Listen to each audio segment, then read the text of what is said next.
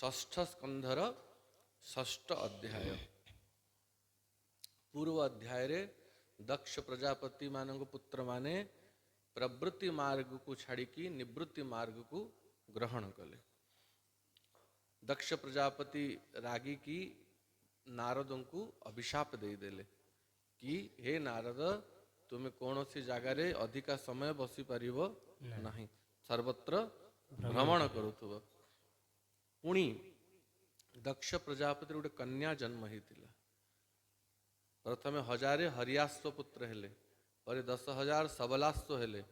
तांको द्वारा संसार बढ़िलानी, पर गोटे कन्या जन्म कला और से कन्या द्वारा ही संसार विस्तार हैला।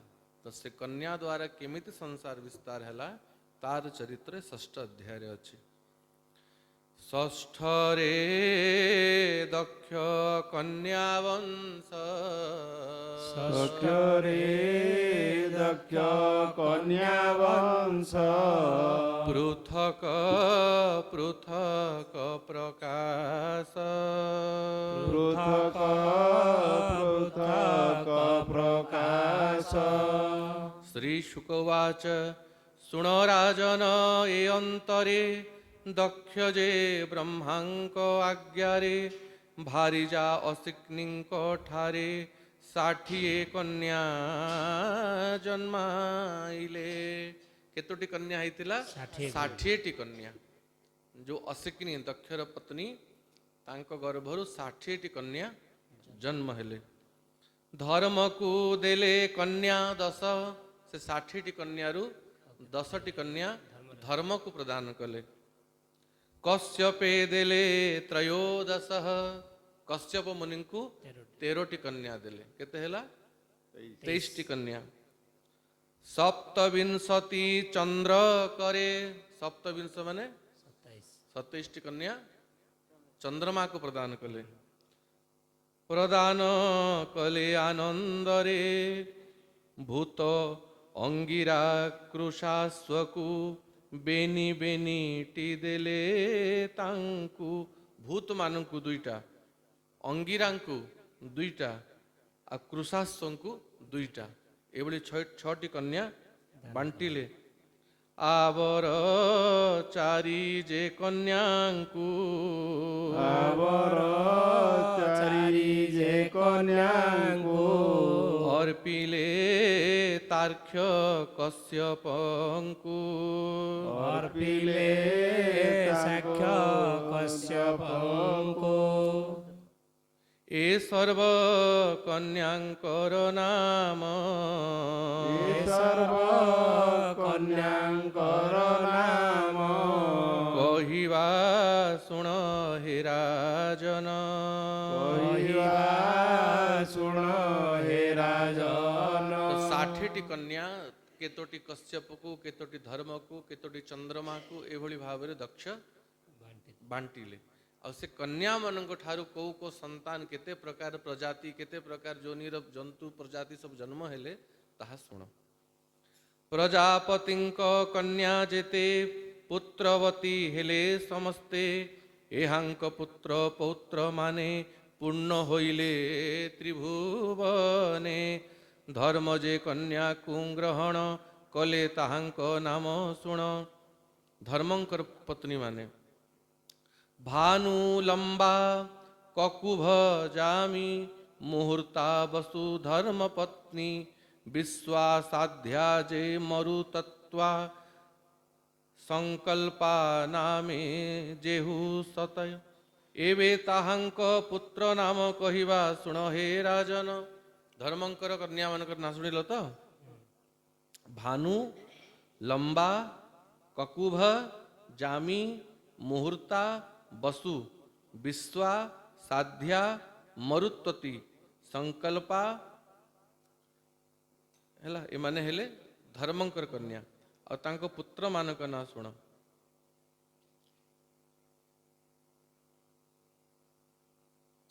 भानुर पुत्र हे राजन देव ऋषभ जेता नाम।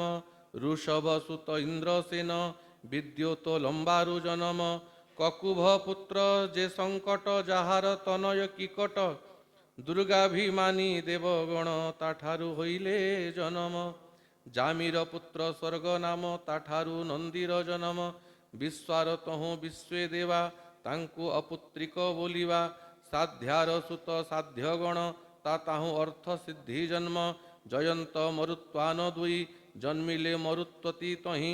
ଜୟନ୍ତ ନାମେ ଯେ ପ୍ରକାଶ ସେ ଅଟେ ବାସୁଦେବ ଅଂଶ। ଉପେନ୍ଦ୍ର ବୋଲି ଜଗତରେ ଯାକୁ ଜାଣନ୍ତି ବିଜ୍ଞନରେ। ମୁହୂର୍ତ୍ତା ଗର୍ଭେ ଦେବଗଣ ଜନ୍ମିଲେ ଅଖିଳ କାରଣ। ଯେ କାଳେ ଯେ ଫଳ ପ୍ରାଣୀରେ ଦିଅନ୍ତି ମୁହୂର୍ତ୍ତ ରୂପରେ। ସଂକଳ୍ପ ସଂକଳ୍ପାର ସୁତ ତାଠାରୁ କାମ ହେଲା ଜାତ। ଏସବୁ ତାଙ୍କର ସନ୍ତାନ ବଂଶନ ମାନଙ୍କର ବର୍ଣ୍ଣନା। ବସୁର ଅଷ୍ଟ ବସୁ ସୁତ କହିବା ଶୁଣ ପରୀକ୍ଷିତ। ଧ୍ରୁବାର୍କ ଦୋଷ ଅଗ୍ନି ଦ୍ରୋଣ ବିଭା ବସୁ ବସୁ ଯେ ପ୍ରାଣ। ଦ୍ରୋଣ ଯେ ଅଭିମତି ତହିଁ ହର୍ଷ ଶୋକ ଭୟ ଜନ୍ମାଇ। ପ୍ରାଣର ତର୍ଜସ୍ୱତୀ ନାମା ପତ୍ନୀ ଯେ ଅତି ମନୋରମା। ତା ତାହୁଁ ଏ ତିନି ଉଦ୍ଭବ ସହ ଆୟୁ ଯେ ପୁରୋଜବ। ଧରଣୀ ଜାୟା ଯେ ଧ୍ରୁବର ତା ଗର୍ଭୁ ଜାତ ନାନାପୁର। ଅର୍କର ରମଣୀ ବାସନା ତା ପୁତ୍ର ତର୍ଷ ଆଦି ନାମା। ଅଗ୍ନିର ଭାର୍ୟା ଧାରା ହେଲେ ବହୁ ପୁତ୍ର ସେ ପ୍ରସବିଲେ। କୃତିକା ପୁତ୍ର ସ୍କନ୍ଧ ହୋଇ ଯହୁଁ ବିଶାଖ ଆଦି ହୋଇ। ସର୍ବରୀ ରମଣା ସର୍ବରୀ ରମଣୀ ଦୋଷର ତାହାର ପୁତ୍ର ଶିଶୁମାର। ଈଶ୍ୱର ଅଂଶ ସେ ଅଟଇ ଜଗତ ବ୍ୟାପିତ ସେ ହୋଇ। ବସୁ ବନିତା ଅଙ୍ଗିରସୀ ତହୁଁ ବିଶ୍ୱକର୍ମା ପ୍ରକାଶୀ। ସକଳ କଳା ମାନଙ୍କର ସ୍ୱାମୀ ଅଟଇ ଜଗତର। ସେ ବିଶ୍ୱକର୍ମା ବୀର୍ୟୁ ଜାତ ଚାକ୍ଷୁଷ ମନୁ ନାମେ ସୁତ। ବିଶ୍ୱେ ଦେବାଦି ସାଧ୍ୟ ଯେତେ ମନୁର ପୁତ୍ର ଏ ଜଗତେ। ବିଭା ବସୁର ତିନି ସୁତ ଉଷା ଗର୍ଭରୁ ହେଲେ ଜାତ। ତାହାଙ୍କ ନାମ ଶୁଣ ନୃପ ବିଷ୍ଟ ଚୋରିସ ଯେ ଆତପ। ଏ ତିନି ପୁତ୍ରଙ୍କ ମଧ୍ୟରୁ ଆତପ ନାମ ଅଟେ ଯାର। ତାଠାରୁ ଦିବସ ଜନମ ଯାହାର ନାମ ପଞ୍ଚଜାମ। ଯାହେତୁ ପ୍ରାଣୀ ଜାଗରିତ ସଂସାରେ ହନ୍ତି ଆତଜାତ। ଏବେ ସେ ଭୂତଙ୍କର ବଂଶ କହିବା ଶୁଣ ନଇ ନରଇସ। ଯେ ପତ୍ନୀ ସ୍ୱରୂପା ନାମେଣ ତାଠାରୁ ଜାତ ରୁଦ୍ରଗଣ। ତାହାଙ୍କ ନାମ ଏକ ଏକ କହିବା କର ହେ ବିବେକ। ରୈବତ ଅଜ ଭବ ଭୀମ ଉଗ୍ର ବୃଷା କପି ଯେ ବାମ। ଅଜୈକ ପାଦ ଅହିର୍ବୁର୍ଧ୍ନ୍ୟା ମହାନ ବହୁ ରୂପ ନାମ।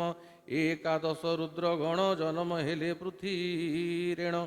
ରୁଦ୍ରର ପାରିଷଦ ଯେତେ କହିବି ଏକେ ଏକେ କେତେ। ପ୍ରେତ ବିନାୟକ ଯେ ଘୋର ହେମନ୍ତେ ଜନ୍ମିଲେ ଅପାର। ଅଙ୍ଗିରସ ଯେ ପ୍ରଜାପତି ତାହାର ପତ୍ନୀ ସ୍ୱଧା ସତୀ। ପିତୃଗଣଙ୍କୁ ସେ ଜନ୍ମାଇ ଆବର ଶୁଣ ଯାହା କହି। ଅଥର୍ବ ଅଙ୍ଗିରସ ବେଦ ସତୀର ପୁତ୍ର ଯେ ସମ୍ବାଦ। କୃଶାସ୍ୱ ନାମେ ପ୍ରଜାପତି ଅର୍ଚି ଧୀର ଧୀଷଣା ତା ଯୁବତୀ। ଧୂମକେତୁ ଯେ ଅର୍ଚି ସୁତ ଧୀଷଣା ଠାରୁ ଚାରି ପୁତ୍ର। ବେଦଶିରା ମନୁ ବୟୁନ ଦେବଳ ଏ ଚାରି ନନ୍ଦନ। ତିର୍କ୍ଷା ନାମରେ ଯେ କଶ୍ୟପ ତା ପତ୍ନୀ ନାମ ଶୁଣ ନୃପ।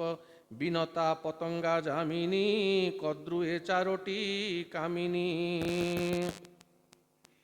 ଏସବୁ କଶ୍ୟପଙ୍କର ପତ୍ନୀ ମାନେ। ବିନତା ଗରୁଡ଼ ଅରୁଣ ଦୁଇ ସନ୍ତାନ କଲେ ଜନ୍ମ। ये दुई जन किए गरुड़ आउ अरुण बिनतांकर पुत्र। गरुड़ विष्णुंक वाहन सूर्यंक सारथी अरुण। अरुण कोटा कहले जो सकाळ हो हो लाल कलर देखा जाए सेटा अरुणंकर प्रभा। अरुणोदय सूर्य आसिला पूर्व आगे अरुण देखा जाती।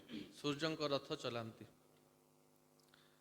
पतंगा पतंग मानंकु जामिनी सलभ पुत्रंकु। कद्रुर गर्भु नाग जेते उत्पन्न होइले समस्ते। कद्रु गर्भरु नाग मान जन्म हेले। कृतिका आदि जेते रुक्ष चंद्रर पत्नी प्रत्यक्ष। नित्य केवल रोहिणीर प्रेमर बस ससधर। देखन्ते कन्यांकर दुख साप विहिले कोपे दक्ष। साप ए कृतिका मान सबु चंद्रमार पत्नी थिले। किंतु चंद्रमा सब बेसी स्नेह करुले रोहिणी नक्षत्र को। एम दक्षर कन्या माने थिले। तेणु दक्ष प्रजापति अभिशाप दे देथिले चंद्रमा को। क्षय रोग हो गला। से रोग कोठी दूर है जाइकी गुजरात रे सोमनाथ रे। भगवान सोमनाथ पूजा करी से रोग दूर है। प्रेम रे बस ससधर नित्य केवल रोहिणीर।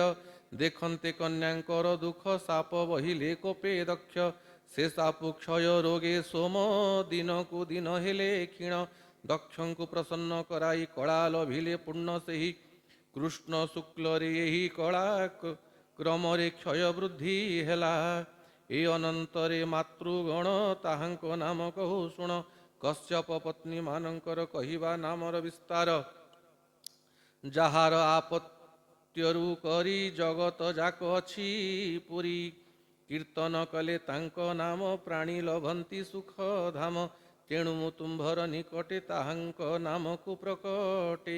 ଏସବୁ କଶ୍ୟପଙ୍କର ପତ୍ନୀ ମାନେ ଦେଖ ସମସ୍ତଙ୍କର ତ ଗୋତ୍ର ଅଲଗା ଅଲଗା କିନ୍ତୁ ଯଦି ଜଣେ ତାର ଗୋତ୍ର ଭୁଲିଗଲା ତ କଶ୍ୟପ ଗୋତ୍ର ବୋଲି କହିଦିଅନ୍ତି କାରଣ କଶ୍ୟପଙ୍କର ପତ୍ନୀ ଠାରୁ ହିଁ ସାରା ସଂସାର ପ୍ରକଟ ହେଇଛନ୍ତି।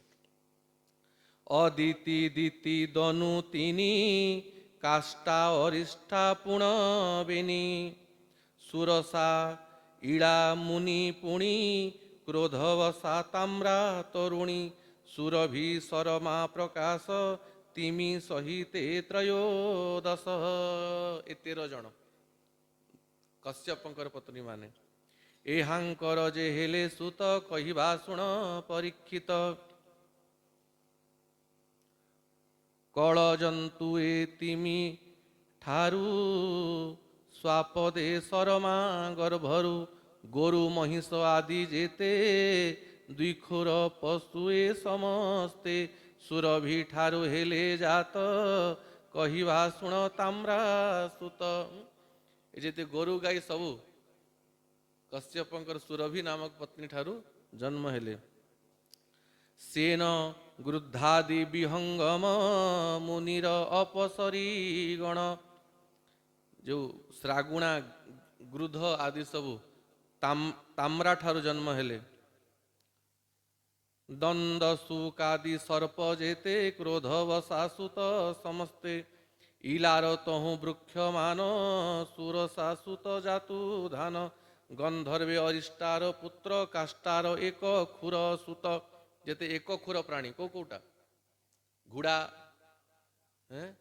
ଆଉ କାର ଗୋଟେ ଗଧ ଏସବୁ ଏକ ଖୁର ପ୍ରାଣୀ ମାନେ କାଷ୍ଠାରୁ ଦନୁର ଏକ ଷଠି ସୁତ 18 ପ୍ରଧାନ ଯେ ପୁତ୍ର ଶୁଣ କହିବା ହେ ରାଜନ ଏହାଙ୍କ ଏକ ଏକ ନାମ ଦନୁ ଠାରୁ ଯେତେ ହେଲେ ଏମାନେ ଦାନବ କହିଲେ। ଦ୍ୱିମୂର୍ଧା ଅରିଷ୍ଟ ସମ୍ବର ହୟଗ୍ରୀବ ଯେ ଶଙ୍ଖୁଶିର ବିଭାବସୁ ଯେ ଅୟୋମୁଖ ବୃଷ ପର୍ବା ଯେ ବିରୂପାକ୍ଷ ସ୍ୱର୍ଭାନୁ କପିଳ ଅରୁଣ ପୁଲୋମା ଏକ ଚକ୍ରଜାଣ ଧୂମ୍ରକେଶ ଅନୁତାପନ ଦୁର୍ଜୟ ବିପ୍ରଚିତ୍ତି ନାମ ସ୍ୱର୍ଭାନୁ କୁମାରୀ ସୁପ୍ରଭା ନମୁଚି ତାଙ୍କୁ ହେଲେ ବିଭା ରାଜନ ଯେ ବୃଷ ପର୍ବାର ଶର୍ମିଷ୍ଠା ନାମେ କନ୍ୟାବର ଅତି ସୁନ୍ଦରୀ କନ୍ୟା ଥିଲା ଯଜାତି ତାକୁ ବିବାହ କଲା। ବୃଷପର୍ବା ନାମକ ରାଜା ହେଲେ ତାଙ୍କର ଶର୍ମିଷ୍ଠା କନ୍ୟା ଯଜାତି ବିବାହ ଏଇ ତାଙ୍କ ଠାରୁ ଯଦୁବଂଶ ଆଗକୁ ହେବେ। ଦନୁର ପୁତ୍ର ବୈଶ୍ୱାନର 4ଟି କନ୍ୟା ହେଲେ ତାର ସେମାନେ ପରମ ସୁନ୍ଦରୀ କହିବା ନାମ ତାହାଙ୍କରି ଉପଦାନବୀ ହୟଶିରୀ କାଳକା ପୁଲମା ସୁନ୍ଦରୀ ଉପଦାନବୀ କନ୍ୟା ତୁଲେ ହିରଣ୍ୟାକ୍ଷ ଯେ ବିଭା ହେଲେ ହୟଶିରା ନାମେ ସୁନ୍ଦରୀ କ୍ରତୁର ସେହି ହେଲା ନାରୀ ପୁଲମା କାଳକା ଏ ଦୁଇ କଶ୍ୟପ ସଙ୍ଗେ ବିବାହ ହୋଇ ବ୍ରହ୍ମାଙ୍କ ଆଜ୍ଞା ପାଇ କରି କଶ୍ୟପ ବିବାହ ବେନି ନାରୀ ଏ ଦୁଇ କନ୍ୟାଙ୍କ ଗର୍ଭରୁ ଦାନବେ କଶ୍ୟପ ବୀର୍ଯ୍ୟରୁ 60 ସହସ୍ର ସମ୍ଭୂତ ସର୍ବେ ହୋଇଲେ ବଳବନ୍ତ। ଇନ୍ଦ୍ରର ଅପ୍ରୀତି କରନ୍ତି ନିତ୍ୟ କୁକର୍ମ ଆଚରନ୍ତି କିଏ ମାନେ ଦାନବ ମାନେ ଦେବତା ଦାନବ ଦୁଇ ଭାଇ ଦିତି ଠାରୁ ହେଲେ ଅସୁର ମାନେ ଅଦିତି ଠାରୁ ଦେବତା ମାନେ ସର୍ବଦା ଯୁଦ୍ଧେ ରତ ହେଲେ ଋଷିଙ୍କ ଜାଗ ବିନାଶିଲେ ପିତାର ପିତା ଯେ ତୋହର ଅର୍ଜୁନ ନାମଟି ତାହାର କାହା କହୁଛନ୍ତି ଏଇଟା ପରୀକ୍ଷିତକୁ ତୋ ପିତାର ପିତା ଅଭିମନ୍ୟୁର ପିତା ଅର୍ଜୁନ ସ୍ୱର୍ଗକୁ ଯାଇ କଲା ନଷ୍ଟ ଦାନବ ବଳବନ୍ତ ଦୁଷ୍ଟ ଦାନବ ବିପ୍ରଚିତ୍ତି ନାରୀ ସିଂହିକା ନାମଟି ତାହାରି सिंहिका ताहु विप्र चित्ती सत एक कला उत्पत्ति राहु ता प्रथम नंदन सिंहिकार पुत्र राहु सत कनिष्ठ केतु नाम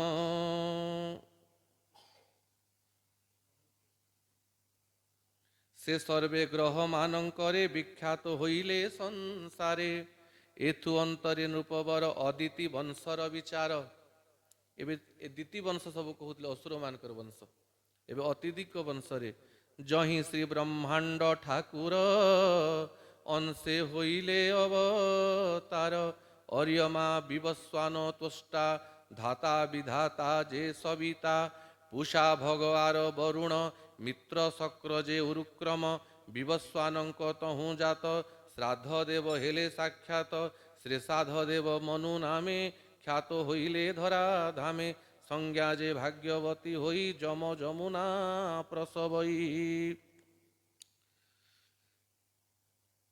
से संज्ञा बड़वारु परे जन्माई अश्विनी कुमारे छाया रे शनिश्चर सुत ये सब किए छाया किए सूर्यंकर पत्नी जहांकर पुत्र शनि हेले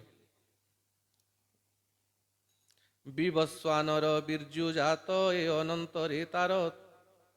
अनंतरे तार तही सावण्णी मनु जात होई कन्याए होइला जन्म जाहार पति सवरण मातृका पत्नी अर्यमार बहुत सुत हेले तार ए सर्व मनुष्य जाति रे कल्पना कले वेद बरे पूषा स्वभावे अनपत्य पुणी से अटई अनंत पूर्व काल रे दक्षपति कुपित हेले उमापति ता देखी पूषा निज दंत देखाई हसिला बहुत दक्ष प्रजापति यज्ञ करुला आ महादेव को निंदा कला ए पूषा दांत देखी हसुले पूषा नामक ऋषि एणु एणु ता दंत भग्न होई एबे कहिबा सुण राय ता दांत भांगी देले शिवगण माने पूषा नामक देवतार दैत्य कन्या पत्नी त्वष्टार रचना नाम से कन्यार एहांक सुत सुणन रूप सन्निवेश जे विश्वरूप जहांकु सुरगण माने बरिले पुरोहित पणे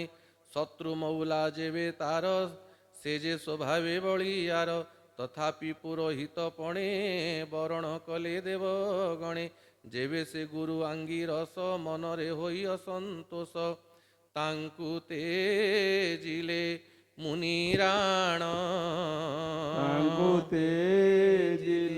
मुनिगण से मुनि सकल कारण से मुनि सकल कारण से कथा सुंग्य जनहिते से कथा सुंग्य नीति जेते हे षष्ठ स्कंद भागवते हे षष्ठ स्कंद भागवते बोइल दास जगन्नाथ बोइल दास जगन्नाथ दक्षंक सृष्टि जगत दक्षंक सृष्टि जगत श्रीमद्भागवते महापुराणे पारमहंस्यां संहितायां षष्ठ स्कंधे दक्ष कन्या वर्ण वंश वर्णनम नाम षष्ठोध्यायः। देखो दैत्य मानकर गोटे कन्या थिले से कन्यांकर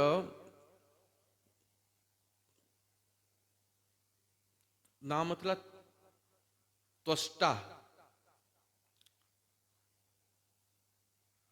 तांकर पुत्र हेले विश्वरूप थरे देवता मानकर गुरु देवता मान रागिकी पलि जाइथिले तो किछि समय पाई तांकु डाकिकी माने पुरोहित करैथिले हला आ ये दैत्य वंशर थिले तांको माता दैत्य वंशर थिले तो अग्नि रे आहुति देला बेल को बेले बेले असुर मानक पई आहुति दे दउथिले तो इंद्र रागी की तांकर मुंड काटी देइथिला हैं असुर मानकर तो गुरु अलगा टेम्पोरारी गुरु रूप रे यांकु नै की स्वर्ग रे बसई थिले कि आमर गुरु रागी की चली जेन तुम यज्ञ फज्ञ करो बोली की दष्टांकर पुत्र विश्वरूप को तो इंद्र रागी की विश्वरूप रे मुंड काटी देइथिले तो ब्रह्म हत्यार दोष लगी इंद्र को आपर विश्वरूप कर माता त्वष्टा से इंद्र को मारिया पाई गोटे पुत्र जन्म कर वृत्तासुर होता आ वृत्तासुर भगवान का परम भक्त होते चरित्र आगामी अध्याय मानक अच्छे। तो ये अध्याय वंशानु चरित्र दक्ष प्रजापति 60टी कन्या होते से 60टी कन्या ठारू सारा संसार सर्प माने गुटे खुर थिबा पशु माने दुईटी खुर थिबा पशु माने नख थिला पशु माने पक्षी माने नाग माने देवता माने दानव माने एमाने सबू कश्यपंक ठारू जन्म होइथिले और सारा संसार रे व्यापी गले। तो याकू विस्तार करिया पई अनेक ग्रंथ देखिया को पड़िबो। कौ मुनिर किए कि पुत्र माने हेले तांकर चरित्र कौन सब विभिन्न पुराण रे सब वर्णन होइछि। जेमती बिनता और कद्रुंकर कथा पड़िला कश्यपंकर ही पत्नी माने बिनता और कद्रु बिनता और कद्रु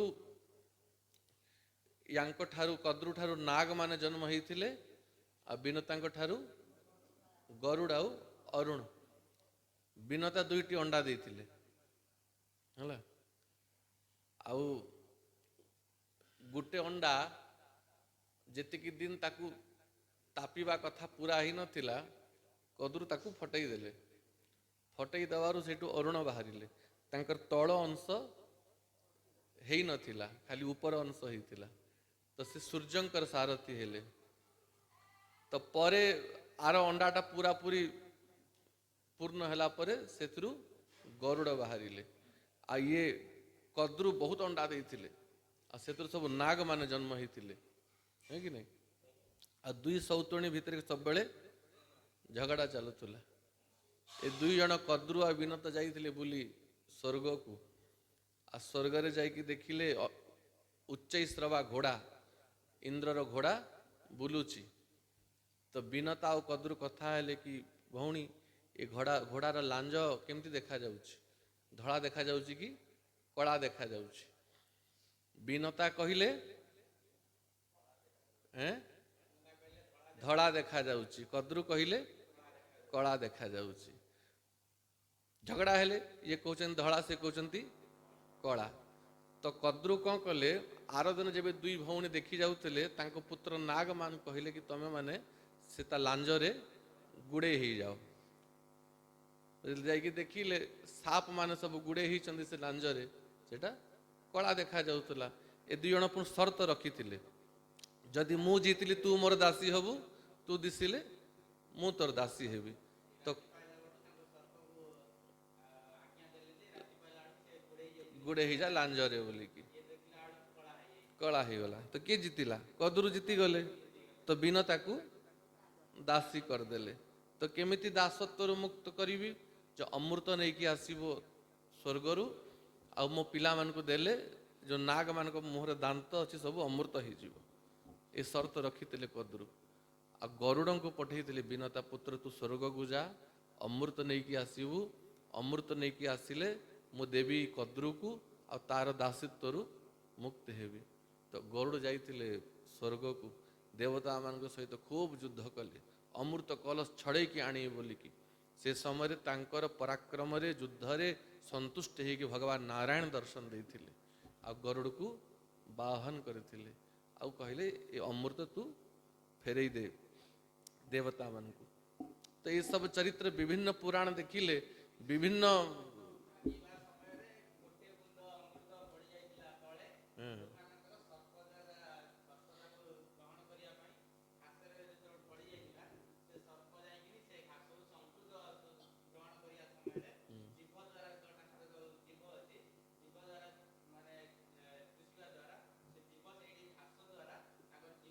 दी फाड़ ही गला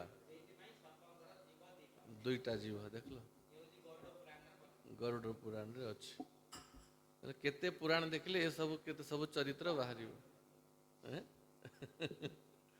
जगन्नाथ महाप्रभु की जय।